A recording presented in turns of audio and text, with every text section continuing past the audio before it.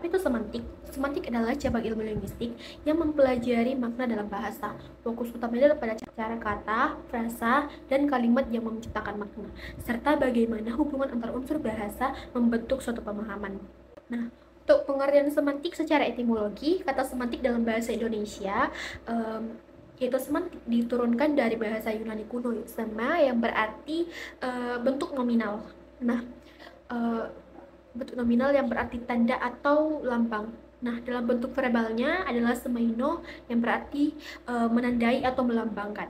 Nah, menurut Aminuddin pada tahun 1998, semantik yang semula berasal dari bahasa Yunani mengandung makna to signify atau memaknai. Sedangkan menurut Verhaar mengemukakan bahwa semantik adalah cabang linguistik yang meneliti arti atau makna yang terbagi lagi menjadi semantik leksikal dan gramatikal. Selanjutnya ada menurut Krida Laksana. Krida Laksana memberikan pengertian semantik sebagai dua pembahasan, yaitu bagian struktur bahasa yang berhubungan dengan makna ungkapan atau juga dengan struktur makna suatu bicara. Kedua, sistem dan penyelidikan makna dan arti dalam suatu bahasa, makna pada bahasa umumnya. Nah, Keraf mengemukakan bahwa semantik adalah bagian dari tata bahasa yang meneliti makna dalam suatu bahasa tertentu, mencari asal mula dan perkembangan dari suatu kata.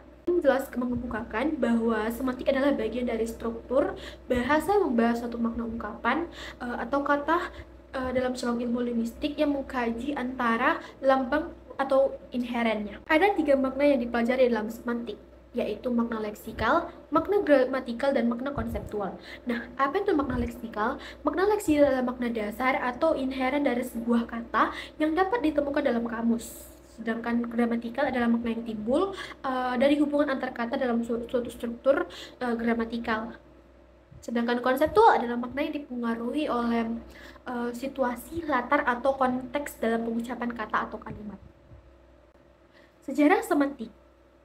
Sejarah semantik dimulai dari Yunani kuno, di mana Plato dan Aristoteles membahas hubungan antara kata dan realitas. Tradisi Sanskerta melalui Panini juga mengkaji makna dalam tata bahasa. Pada abad pertengahan, filsafat skolastik memadukan studi bahasa dengan teologi. Nah, istilah semantik diperkenalkan oleh Michel Breuil pada abad ke-19 yang meneliti tentang perubahan makna kata. Pada abad ke-20, Ferdinand de Saussure mengembangkan teori tanda linguistik. Sementara filsuf seperti Frege dan Wittgenstein mengaitkan makna dengan logika. Nah, semantik modern juga mencakup pendekatan kognitif, pragmatik, dan korpus yang memperluas studi makna ke konteks sosial, budaya, dan teknologi. Selanjutnya ada tipe semantik. Dalam semantik, tipe-tipe makna dibagi berdasarkan cara makna suatu kata atau ungkapan itu dipahami.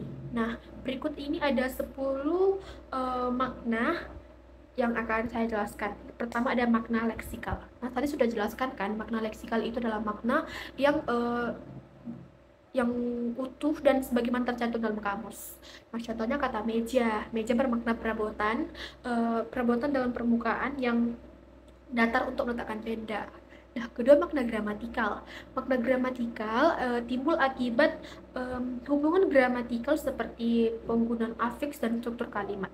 Contohnya kata berlari menunjukkan makna tindakan yang sedang dilakukan. Nah, selanjutnya ada makna konotatif. Makna konotatif yang berkaitan dengan emosi, budaya, dan asosiasi tertentu. Contoh kata mawar dapat berupa makna cinta atau romantisme. Next ada makna denotatif. Makna denotatif ini adalah makna literal atau objektif dari suatu kata yang tidak terpengaruh atau yang konteks sosial. Contoh kata rumah berarti bangunan untuk tempat tinggal, seperti itu. Nah, ada makna kontekstual. Makna kontekstual ini berarti makna yang muncul berdasarkan konteks dalam kalimat atau pengucapan. Contoh kata panas dalam cuaca panas berarti suhu tinggi, sedangkan dalam perdebatan panas berarti suasana emosional yang sedang tinggi-tingginya. Nah, selanjutnya ada makna referensial. Makna referensial ini yang merujuk pada objek nyata atau konsep tertentu di dunia nyata. Contoh kata anjing yang merujuk pada hewan mamalia tertentu. Seperti itu.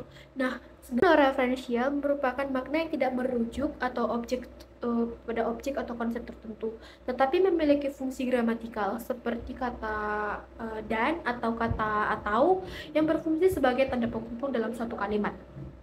Selanjutnya ada makna figuratif. Makna figuratif itu adalah makna yang muncul dari penggunaan bahasa secara metaforis atau simbolis. Contohnya kata kaki tangan dalam figuratif. Dinyatakan kaki tangan itu kan tengah tangan dan kaki kan. Nah, tapi dalam konteks negatifnya kaki tangan itu seperti bawahan. Selanjutnya ada makna struktural. Makna struktural yaitu makna yang ditentukan oleh hubungan antara elemen dan struktur yang dalam bahasa. Contohnya, pemuda itu menangkap ikan. Berbeda maknanya dengan diganti jika ikan menangkap pemuda itu. Nah, terakhir ada makna proporsional. Makna yang menunjukkan hubungan logis atau suatu pernyataan. Contohnya, semua manusia adalah fana, memiliki makna proposisional, yaitu tentang sifat manusia. Selanjutnya ada medan makna, komponen makna, dan relasi makna. Nah, relasi makna adalah hubungan antara makna, makna kata atau istilah dalam sebuah bahasa. Beberapa jenis relasi makna meliputi sinonimi, antonimi, hiponimi, homonimi, polisemi. Nah, antonim sinonim itu sudah sering didengar di sinonim berarti kata yang memiliki arti atau yang mirip atau hampir sama, sedangkan antonim adalah perbedaan makna yang berlawanan. Nah, sedangkan hiponimi memiliki hubungan antara kata yang spesifik dengan kata yang lebih umum. Kalau homonimi dua kata yang sama tapi beda makna. Sedangkan polisemi adalah makna yang beragam tapi masih terkait dengan kata aslinya. Komponen makna. Komponen makna adalah pendekatan analisis untuk memecah makna suatu kata menjadi unit-unit kecil berdasarkan fitur atau ciri semantisnya. Pendekatan ini menggunakan konsep ciri signitif, yaitu elemen-elemen kecil yang membedakan makna kata dengan kata yang lainnya. Nah, hakikat makna. Hakikat makna terbagi menjadi tiga, yaitu pendekatan konseptual, komponensial, dan operasional. Pendekatan konseptual ini pada dasarnya berpaham pada bahwa setiap satuan ujaran pada dirinya secara inheren telah terkandung suatu konsep, gagasan, ide, atau pemikiran mengenai sesuatu yang ada dan terjadinya langsung dalam dunia nyata. Seperti itu. Contohnya kata burung dalam pendekatan konseptual mengacu pada konsep hewan terbang, memiliki sayap, paruh, dan biasanya berbulu. Seperti itu. Nah, kalau dalam frase seperti waktu adalah uang, pendekatan konseptual ini akan menganalisis bagaimana konsep waktu dan uang dihubungkan secara metaforis, di mana waktu dipahami sebagai sesuatu yang berharga dan uang adalah dan dapat dibelanjakan seperti mirip dengan uang. Kedua, pendekatan komponensial. Salah satu adalah metode dalam menganalisis semantik yang digunakan untuk memahami kata dengan membacanya menjadi komponen-komponen atau unsur-unsur dasar. Contohnya kata kucing, kita bisa menganalisis komponennya seperti kucing memiliki hewan mamalia, berbulu, memiliki cakar, dan suka mengeong. Ketiga, ada pendekatan operasional. Pendekatan operasional ini dalam penelitian atau analisis yang bertujuan untuk pada definisi atau penjelasan yang jelas dan terukur mengenai konsep-konsep yang digunakan. Bertujuan untuk mengubah konsep-konsep abstrak menjadi hal-hal yang dapat diukur atau bisa diamati dalam konteks yang praktis. Contohnya, dalam suatu penelitian kan digunakan kemampuan berkomunikasi.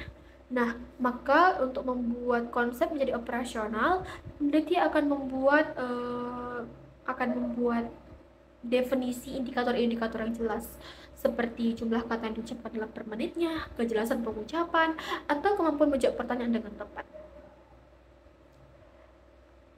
Nah, selanjutnya ada ragam makna. Ragam makna, jenis makna atau tipe makna adalah istilah-istilah yang digunakan dalam menyebutkan suatu macam makna tertentu yang dilihat dari sudut pandang atau kriteria tertentu. Ragam makna itu akan dibicarakan berdasarkan dikotomi. Ada makna leksikal dan gramatikal, makna denotatif dan konotatif, makna konseptual dan asosiatif, makna kata dan makna istilah, dan makna lugas dan makna kias. Sekian dari saya. Terima kasih.